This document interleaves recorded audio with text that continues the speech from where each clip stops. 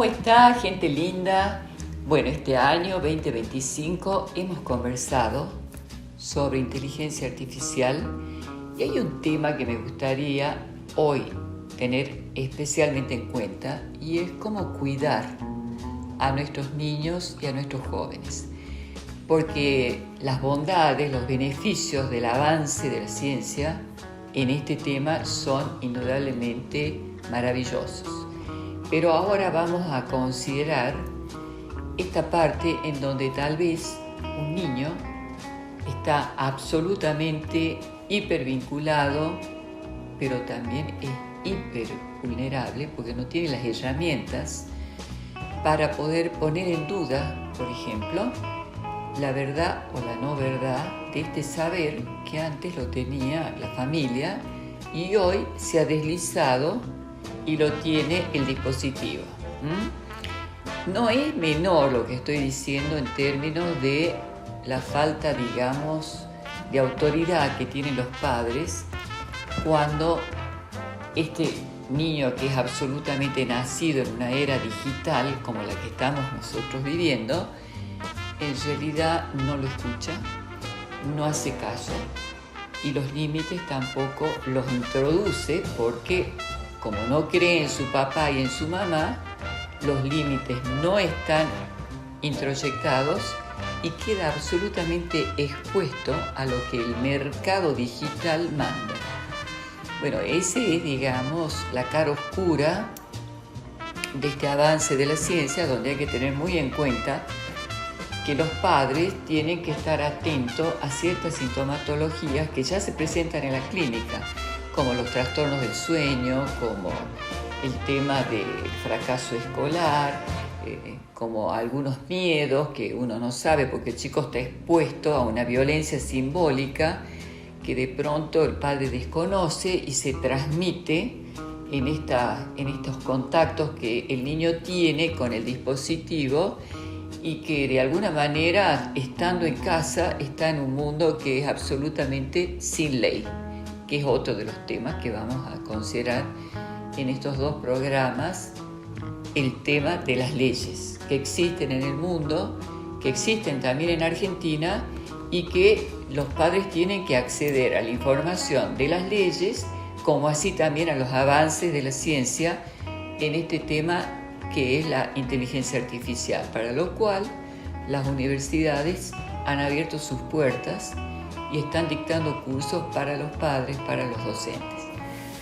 Ahora, ustedes chicos tienen que saber también, en realidad, que les va a tocar, porque por más que los padres no se den cuenta, algunos riesgos que tienen que aprender a manejar, como una adicción al dispositivo, el aislarse de sus amigos, el convertirse en absolutamente solitario, el no soportar ningún tipo de diferencia, el conectarse inmediatamente con el celular cuando algo no les gusta, en lugar de indagar en qué es lo que les está pasando en la realidad, que es a donde ustedes han nacido. Ustedes nacieron en un mundo real de una madre y tienen un cuerpo que tiene un límite, entonces eso no se va a transformar. La inteligencia artificial puede ayudar, pero no van a convertirse ustedes en alguien que no son. Pertenecen a una raza y tienen una conexión virtual con la inteligencia artificial, entonces es muy interesante que también aprendan a usar los dispositivos con responsabilidad. Creo que este va a ser el tema y no quiero dejar también de decir algo que sí es preocupante y es que ha cambiado para la humanidad la forma en que se constituye el sujeto, en que se hace de alguna manera las personas. Lamentablemente ya la familia deja de ser la transmisora del saber y se convierte el dispositivo, la inteligencia artificial, en la competencia que tiene la familia y lo que tenemos que evitar es que la familia sea nada más que un hecho biológico. Tiene que volver a ser el lugar a donde haya una referencia de un saber simbólico que se transmite y a donde el niño pueda volver. Estos son los temas que vamos a abordar a partir de ahora. ¿Les gusta? vamos con nuestros auspiciantes y ya volvemos con nuestro invitado.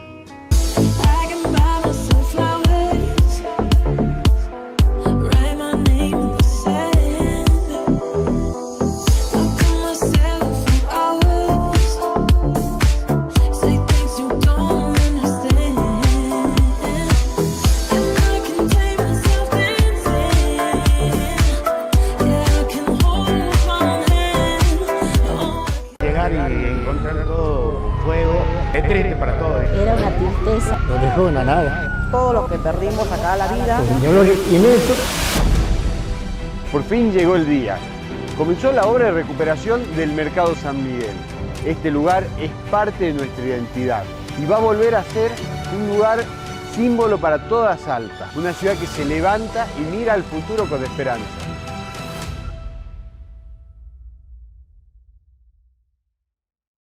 Y ahora con nuestra invitada, la doctora en Ingeniería, Graciela Morales. ¿Cómo estás, Gracielita? ¿Qué tal, Estela? Un gusto en encontrarme nuevamente en tu programa. Muchas gracias. Bueno, gracias a vos, porque está difícil la ciudad, ¿eh? Sí, realmente.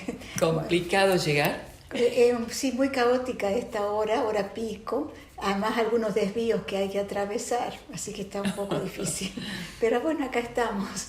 Bueno, como decía en la introducción, tal vez la inteligencia artificial podría colaborar de alguna medida para que no sea tan caótico el tránsito en nuestra ciudad. Yo creo que sí. Pero hoy, en la introducción decía yo, y me gustaría que abramos un poco más este concepto de cómo protegerlos a los niños y a los adolescentes, que en realidad están son muy vulnerables, y no tienen tantas herramientas para defenderse de un mundo que se les abre. Si bien están hiperconectados, están hipervinculados, también son hiperinfluenciables. Así, bueno, la inteligencia artificial es una herramienta cotidiana hoy en día. Justamente estaba leyendo un informe de la OMG, que es la Omicron Media Group, que en Argentina analiza cuánto se accede a la inteligencia artificial. Hablan de 27 millones de personas ya en este momento accediendo a la inteligencia artificial, entre personas adultas, jóvenes y niños. Prácticamente el 58% de los jóvenes ya utilizan la inteligencia artificial para sus tareas cotidianas. Sí, indudablemente es muy difícil. A mí me parece que no se trata de volver atrás, sino en todo caso hay que regular este uso y ver cómo impacta en este momento hasta en la misma subjetividad de los niños, porque casi diría yo, además de no contar y ser hiperinfluenciables, no tienen las herramientas y a veces los adultos tampoco. Sí, seguramente. Me refiero no tanto a un especialista como ustedes que están en el área, pero los padres han dejado de tener autoridad, y la autoridad la tiene el dispositivo, que es el que sabe, como si se hubiera desplazado el saber de la familia y la autoridad de los padres a los dispositivos y a las conexiones que tienen los chicos a través de la inteligencia artificial, lo cual es una alerta para la sociedad actual, porque creo que las madres están preocupadas con mucha razón. Ahora, no vamos a volver hacia atrás. Lo que sí creo es una asignatura pendiente, tal vez es la ley de protección para los niños y para los jóvenes, que en Argentina vi que Julio Cobos presentó y se aprobó una ley, pero no todos los países están de acuerdo. Por ejemplo, Japón piensa que es muy difícil regular con una ley porque sería limitar de alguna forma a la ciencia en lo que es el crecimiento de esto tan novedoso, pero también hay que evaluar que los niños han cambiado y hoy los chicos que son centennial toman, lo que dice el otro de la inteligencia artificial, la primera información que encuentran, y no ponen en duda ese saber. Efectivamente. Hay justamente ese artículo que te comentaba decía que hay un 70% de la población, entre ellos adolescentes, entre 17 hasta los 17 años, que toman como muy certera toda la información que da la inteligencia artificial. Y después hay otras personas, un 50% que lo ponen en duda, pero los jóvenes especialmente lo dan como muy certero. Ya volver marcha atrás, como vos dices, es imposible. Ya está instalado este avance tecnológico que tiene su parte muy positiva y su parte que podríamos llamarle de riesgo o revisión que habría que considerar, que tener en cuenta, ¿sí? Desde el punto de vista educativo, que es lo que yo más conozco en realidad, es un avance interesante en el sentido de que le da la posibilidad al docente de implementar nuevas técnicas de la enseñanza y a los alumnos de experimentar una nueva forma de aprendizaje. Por ejemplo, podría ser de que podría centrarse un aprendizaje especializado para cada tipo de alumno. Pero eso también tendría su desventaja, porque que generaría una desigualdad porque no todos los estudiantes pueden contar con esa herramienta. O sea que de ese punto sería una desventaja. Otra ventaja que tiene es que se maneja una gran cantidad de datos, le permitiría al docente con ese análisis de datos saber puntualizar cómo es la técnica educativa que está llevando adelante, si es beneficiosa o no para los estudiantes, si conviene mejorar algunos aspectos, pero tiene también una desventaja que esos datos no están, pueden ser sesgados, puede ser que no se den todos los datos que necesita la persona, aunque la persona crea que sí. Puede ser de que no sean veraces todos esos datos. Entonces puede llevar a grandes errores, ¿no? Y una de las desventajas que puede tener en la educación, hablando siempre de la educación, es que esa enseñanza a través de la inteligencia artificial puede limitar al alumno en su creatividad. También puede limitar en su capacidad para interaccionar con el docente, para interaccionar entre ellos, para crear la emotividad en ese tipo de interacción. Eso podría quedar totalmente limitado. Entonces, por eso es que decimos siempre que está bien la inteligencia artificial, pero hay que utilizarla con mucha responsabilidad. El docente con mucha responsabilidad para dar sus clases y, por supuesto, los padres con mucho control y responsabilidad respecto a lo que los hijos están mirando a través de inteligencia artificial en sus hogares. Sí, yo digo que hay dos temas que son preocupantes en relación a cómo proteger las infancias y los jóvenes en estas épocas. Es el cambio de paradigmas en la parte social. Sí. Hoy está absolutamente presente y el niño prefiere lo que es virtual a lo presencial. Así es. Y en este virtual a veces no tenemos ni ellos ni los padres las herramientas como para prevenir, y lo que estamos recibiendo en la clínica son los efectos de esto. O sea, están expuestos, digamos, la cara que no suma de la inteligencia artificial en la educación y en la constitución del sujeto.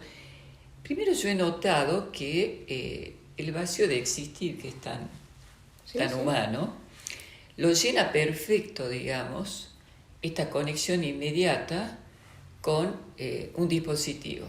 Cualquier cosa menos sentirse solos, por ejemplo.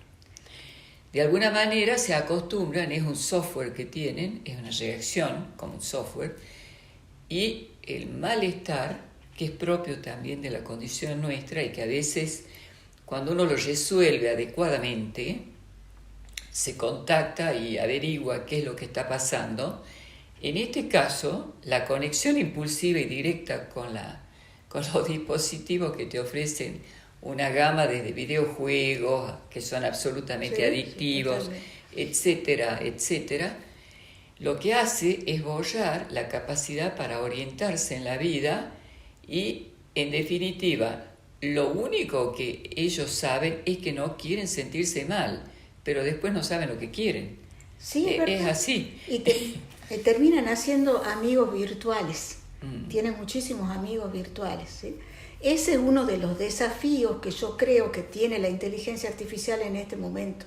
Podríamos llamarle peligro, porque uno lo ve como un peligro de una persona que no es sociable, que pierde ser sociable con sus amigos, con sus compañeros, pierde el contacto humano, se deshumaniza, digamos, a la persona, al estudiante, al niño. Entonces la inteligencia artificial tiene un desafío y en este momento que es justamente esa, cómo hacer para no deshumanizar tanto al ser humano. Pero eso es muy interesante porque estuvimos investigando de alguna manera lo que están haciendo distintos países en relación a las legislaciones. Como decía Japón, por ejemplo, que también tiene una cultura diferente a Sudamérica, sí. Obviamente, un japonés es absolutamente responsable y el Estado no está tan presente porque el ciudadano sabe que hay cierta transparencia cuando se construye a través de los algoritmos que debe ser calculada como efecto. Entonces, lo que estábamos viendo es en relación a las leyes. Donald Trump, por ejemplo, él promulgó una ley que penaliza con prisión la difusión de desnudos generados por la inteligencia artificial, lo que sería la pornografía sintética. La condena es de hasta 3 años de cárcel para los que difundan este tipo de pornografía. Bueno, él fue víctima, no sé si te acordás, cuando fueron las elecciones, que le hicieron un fake a Donald Trump, que era espantoso, ¿viste? Sí, durante las elecciones. Sí, bueno, lo hicieron con inteligencia artificial. Con inteligencia artificial. España lo que hace es apuntar con esa ley de protección a los menores y le pone obligaciones a las plataformas tecnológicas, como controles parentales, límites de diseño adictivo. Los juegos son infernales, los jueguitos estos de fútbol que tienen los chiquitos, que son ampliamente difundidos y lo bajan cualquier celular. Más transparencia en el uso de los datos. De los datos, exacto. Y lo que me pareció muy interesante es México, que tiene una ley que se llama CURI, que protege mediante el Registro Nacional de Plataformas. O sea, filtros obligatorios y la prohibición de recopilar datos sin el consentimiento parental. Es interesante lo que hace México y yo creo que tal vez porque está tan expuesta y porque hay tanto tráfico de todo, ellos han logrado un registro nacional de plataformas. Entonces hay que saber los algoritmos que se usan y la transparencia en la recolección. ¿De dónde vienen los datos personales? Efectivamente. ¿Cómo se hace para controlar los abusos y cómo se protege a los chicos? Yo creo que ese es el desafío que uno tiene en este momento en Argentina. Si bien la Unión Europea ya tiene una ley hace un tiempo atrás, que también es muy interesante y que empieza a lidiar, nosotros hablamos en este espacio sobre la ley europea, que la Unión Europea fue la primera en animarse a hacer una ley después de estudiarla bastante, donde regula los niveles de riesgo. Sí, está muy bien. Pero digamos que la discusión viene hasta dónde, digamos, la ciencia va a seguir avanzando y no va a detenerse si es que las leyes no se convierten en mecanismos de control avasalladores según el uso que también los estados hagan de esto. Claro, por eso se habla mucho del uso responsable. Tenemos que apuntar a un uso responsable de la inteligencia artificial. No es que no sea útil, es una herramienta muy útil, pero no se puede utilizar así en forma tan indiscriminada y sobre todo buscar lo que vos decís, esas leyes de protección, especialmente para los niños, ¿no? Y también para los adultos, porque en definitiva se queda muy expuesto una vez que se empieza a trabajar con la inteligencia artificial, los datos de las personas, todos quedan muy expuestos. Entonces, claro, ese es uno de los riesgos más grandes, o sea, se pierde absolutamente, el chico pierde su privacidad. Totalmente. Se contacta, digamos, estamos hablando justamente de cómo protegerlos. No es como demonizar, que quede bien claro, el avance de la ciencia, y yo creo que hoy nadie vive sin ella. Así es, así No es. solamente hoy, hace muchos años que estamos absolutamente incluidos en un mundo que tiene en cuenta el principio virtual, Así es. porque es así. Sí, sí, Además del principio de realidad, tenemos el principio virtual. Acá el tema es cómo regulamos esto, cómo calculamos el efecto que tiene la virtualidad en la constitución del sujeto, porque no se constituye con la realidad, sino que el niño prefiere absolutamente lo virtual, le fascina, tiene un efecto de fascinación, porque le da superpoderes, Sí, así en donde la realidad se borra con su esfuerzo. Y eso también lleva al aislamiento. Es mucho más divertido para el niño vivir en un mundo virtual donde a través de la conexión con una película vive una fantasía de la que no quiere despertar. Así es.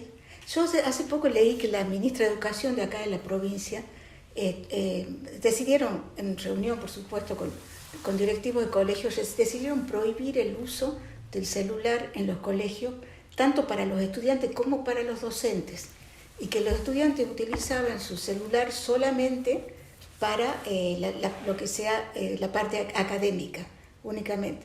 Bueno, hay mucho más que eso, por supuesto, pero es un avance. También en algunas universidades del país, cuando van a rendir un examen, por ejemplo, los obligan a dejar sus celulares. Lo que pasó ahora en la Universidad de Buenos Aires con el tema de los médicos que iban a hacer su práctica en los distintos hospitales, el examen que les tomaron, cómo se filtraron todas las preguntas, es algo tremendo, ¿no? Es algo terrible, y eso es la falta de protección de la que estamos hablando ahora. Urge realmente Tal vez esa ley. esto me hace pensar a mí que justamente a donde la ciencia tiene que ser convocada es al uso responsable de los filtros. Exacto, al uso responsable. Para que la inteligencia artificial sea una herramienta y no sea el motivo de la destrucción Exacto. de la adolescencia y de las infancias. Así es. Así es. Esa ley de la que hablamos urge salir en Argentina. Que nuestros concejales nos estén escuchando, diputados, senadores, y que la implementen Pero no, cuanto acá antes. me parece que justamente la Corte, con Fabián Vitar a la cabeza, que estuvo en este espacio, y fue muy interesante los aportes que hizo la Corte de Justicia. Ellos están trabajando en este momento con grupos, con pruebas, con efectos, con método experimental, y creo que ese es el camino para poder, digamos, acceder a los beneficios sin que los padres estén tan aterrorizados, porque es aterrante cómo el niño puede estar tan expuesto, como decía, hipervinculado, hiperconsumidor, pero también hiperinfluenciable, porque es chico. Sí. Y nosotros Está en formación. Para muchas madres es un alivio la conexión del niño con lo virtual por ese efecto de fascinación que ya el chiquito nace con el teléfono de la mamá y se acostumbra a esta imagen y se corre. La constitución del sujeto es diferente, pero también los efectos que uno tiene en la práctica clínica, como la adicción virtual, que es un tema sobre el que tenemos que avanzar, porque no hay muchas construcciones teóricas sobre el tema. Sí. Lo estamos viendo en la clínica como síntoma, pero hay que ver cómo también orientar a los padres para que el niño no caiga en una adicción virtual. Exactamente. Yo me acuerdo de una mamá que estuve conversando hace poco, seguramente varias mamás lo tienen, un programa que podían desde su celular cortarle a los hijos el uso del celular. Por ejemplo, a las 8 de la noche corto el uso del celular para mis hijos hasta la mañana siguiente o hasta cuando lo consideraran. Sería interesante, es interesante, algo por lo menos para que los padres utilicen esa aplicación. O tal vez los videojuegos. O los videojuegos. Yo creo que les cortaban el uso del celular directamente. Bueno, yo creo que los filtros para esto tienen que existir. Sí. Y también, digamos, que el tema de la transparencia, el cómo se cargan los datos, quiénes son los que cargan los datos, cuáles son, los algoritmos, que eso sí me gustaría que desde el lugar donde está la Universidad Nacional, si vos podés aportar, porque este tema de los algoritmos es muy abstracto. La gente no entiende cómo un algoritmo puede producir un efecto sobre un humano. Sí, bueno, es increíble lo que pasa porque con el celular le sacan la foto a la ecuación matemática que nos llevaba antes a nosotros mucho tiempo de resolver, a veces más de media hora. Ahora le sacan la foto y le da inmediatamente el resultado de esa ecuación matemática que nos llevaba tanto resolver antes. Bueno, eso tiene mucha desventaja para el alumno porque justamente lo que uno quiere desarrollar con el empleo de la matemática, esa creatividad, ese razonamiento, y eso lo va a perder el estudiante. Entonces era la preocupación de algunos docentes, estoy hablando del colegio secundario en este momento, que me comentaban que van a tener que quitar el celular a los estudiantes durante los exámenes porque pueden sacar la foto y obtener los resultados en forma inmediata. Esa es una de las desventajas, ¿sí? Que como nosotros como docentes tenemos que pensar y ver cómo vamos a solucionarlo. Otro problema, tiene que estar muy capacitado, nuestros docentes tenemos que estar todos los docentes muy capacitados en el uso de la inteligencia artificial, más que nuestros alumnos, porque de repente como nuestros alumnos nacen con la tecnología incorporada, podríamos decir, por supuesto le supera al docente en el uso de la tecnología. Y un docente no puede controlar a sus estudiantes si no sabe más que él. Pero entonces, es interesante, yo creo que los chicos tienen que saber cuáles son los riesgos. También. Para mí los chicos son absolutamente inteligentes, entonces el que usa esto tiene que saber a qué se expone, porque el uso desmedido siempre va a traer problemas, ya sea de la comida, el alcohol. Desde que el mundo es mundo, el exceso produce daños que son irreversibles. Entonces, una buena alternativa sería advertirles a las infancias, que son sumamente astutos, cuáles son los riesgos y los efectos que puede producir el abuso de este tipo de tecnología. ¿Te parece que lo charlemos en la segunda parte? Sí, cómo no, con mucho gusto. Bueno, y con ustedes, muchas gracias por acompañarnos. Hasta la semana que viene. We were good, we were gold.